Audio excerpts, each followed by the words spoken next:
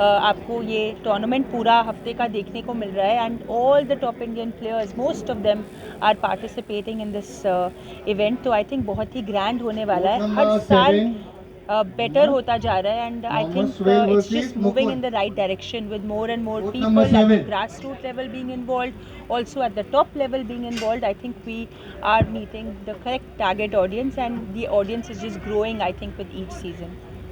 Ma'am, girls को बड़ा एक प्लेटफार्म पर लेके आना चैलेंजिंग टास्क रहता है, कैसे फेथ आप पेरेंट्स में कर पाते हैं कि वो आपके ग्राउंड तक गर्ल्स पहुँचे? I think अब तो उनके लिए see I've played tennis all my life. I've performed. I've played for the country. I am now mentoring young girls. So I think they see this, they understand what the vision is. They have the passion to make it big.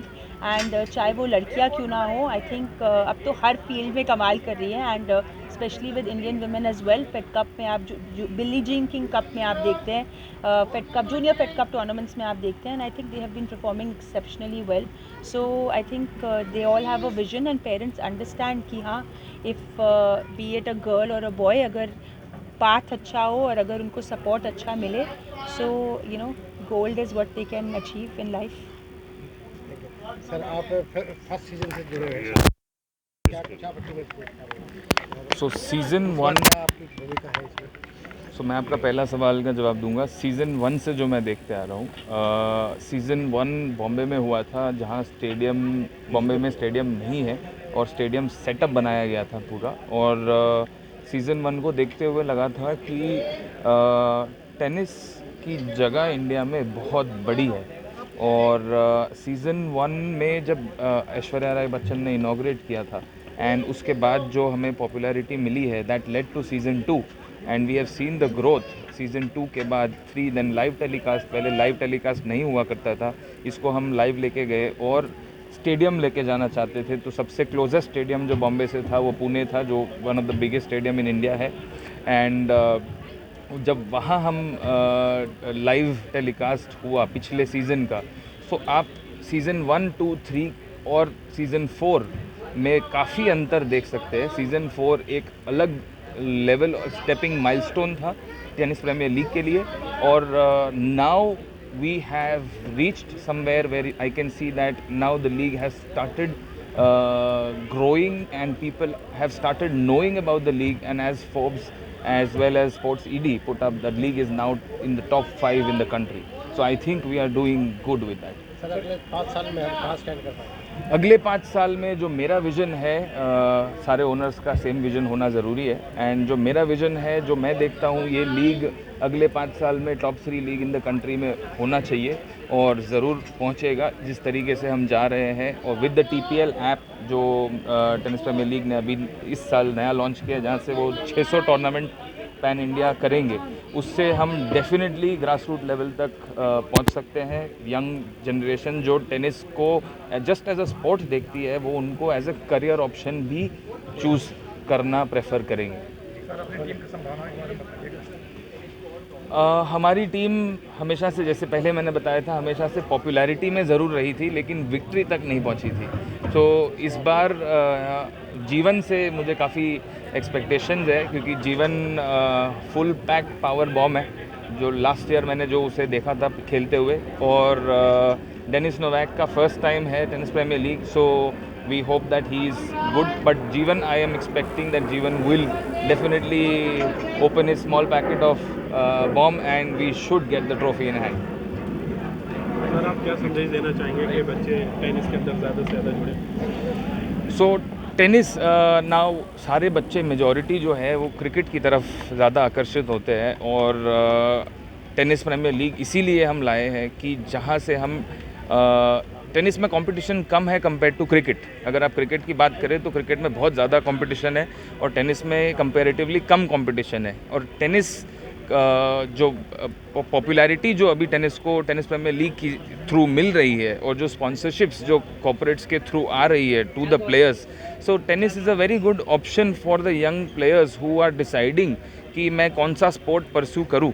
उनके लिए tennis बहुत अच्छा option होगा, क्योंकि उनको अभी tennis premier league के साथ ग्रो होने का मौका है।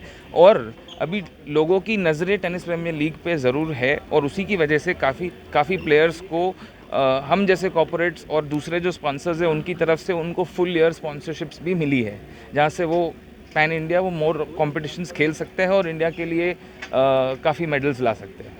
जब आपने फर्स्ट सीज़न की नींव रखी तो कुछ परेशानियों का भी सामना किया आपने? हाँ जी, कोई भी चीज़ की नींव रखते हैं तो परेशानी के बिना तो होता नहीं है। यस, फर्स्ट सीज़न काफ़ी परेशानी थी क्योंकि as a team owner teams का एक मेन चीज़ होती है जो है स्पॉन्सर्स टीम्स को लाने होते हैं। सीज़न 1 के टाइम पे जो परेशानियाँ थी वो उस साइड से काफ़ी थी कि हमारे पास दिखाने को नहीं था, लेकिन एक सपना था जो हम बताना चाहते थे हमारे शब्दों से कि टेनिस प्रीमियर लीग ऐसा होगा वैसा होगा, हम ये करेंगे हम वो करेंगे, क्योंकि हमारे पास दिखाने को कुछ भी नहीं था। फिर भी हमारे पास काफ़ी रिस्पॉन्स हमें फिर भी अच्छा मिला था कंपैरेटिवली अगर जज किया जाए। और दूसरी मुश्किलें थी कि ऑब्वियसली जो बड़े प्लेयर्स थे इंडिया के वो भी इंटरेस्टेड ज़रूर थे, बट लेकिन उनका भी एक ये था कि वो पहले देखना चाहते थे कि कैसा होता है, क्योंकि काफ़ी लीग शुरू होती है और बंद हो जाती है और हम इस तरीके से नहीं जाना चाहते थे। हम इसको slow and steady but making sure that we win the race. तो थी काफ़ी मुश्किलें, बट हम अभी सीज़न 5 पहुंच गए तो उसे ओवरकम ज़रूर कर लिया हमने।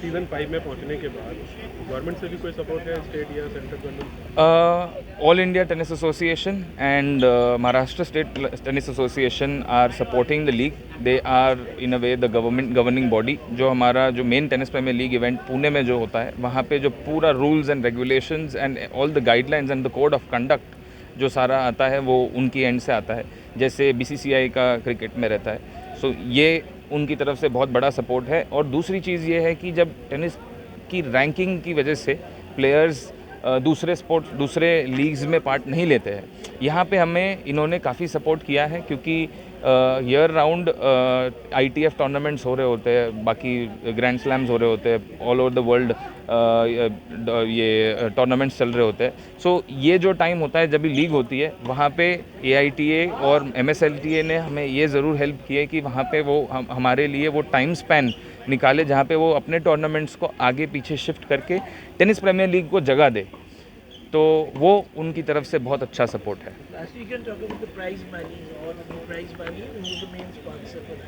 So as of now the title sponsor of the league is still in talks and prize money I would say कि मृणाल एंड कुणाल जो है वो आपको बेहतर बता पाएंगे। पिछले साल I think it was 15 lakhs for the winning team। इस साल का अभी हमें अपडेट नहीं मिली है और वो सून आ जाएगी। और प्राइज़ मनी के लिए हम तो इसमें नहीं जुड़े, हमारा मोटो ही अलग है, right. So I think it would be around 15-20 lakhs the winning team. Thank you sir. इस दौरान रोहन बोपन्ना और ऋतुजा भोसले को लाने का नहीं सोचा? ऋतुजा भोसले है, Rutuja Bhosale is a part of tennis premier league, पिछले साल भी खेली थी। रोहन बोपन्ना ये लीग का मेन कॉल होता है। बच्चों को सीखने के लिए राइट। सो हाँ, Rohan Bopanna is very great player and league जो होती है, लीग हमें एक डॉक्यूमेंट देती है जहाँ पे लिस्ट ऑफ प्लेयर्स होती है। जो ऑक्शन अभी जो बॉम्बे में फ़िलहाल हाल ही में हुआ था, उस ऑक्शन में प्लेयर्स के पूल होता है, कैटेगरीज होती है, उसमें से हमें उनको सिलेक्ट करना होता है। सो दैट डिपेंड्स कि कौन से प्लेयर की क्या कमिटमेंट्स है, कहाँ पे कोई ऑक्यूपाइड है, उसके बेस पे लीग हमें वो पूल देती है और उसी में से हमें सिलेक्ट करना रहता है। हम हमारी मर्ज़ी से कोई प्लेयर्स को नहीं ला सकते, वरना वो अनफेयर हो जाएगा। सो लीग गवर्न्स द रूल्स कौन सा प्लेयर TPL में पार्ट में होगा या नहीं होगा। Thank you.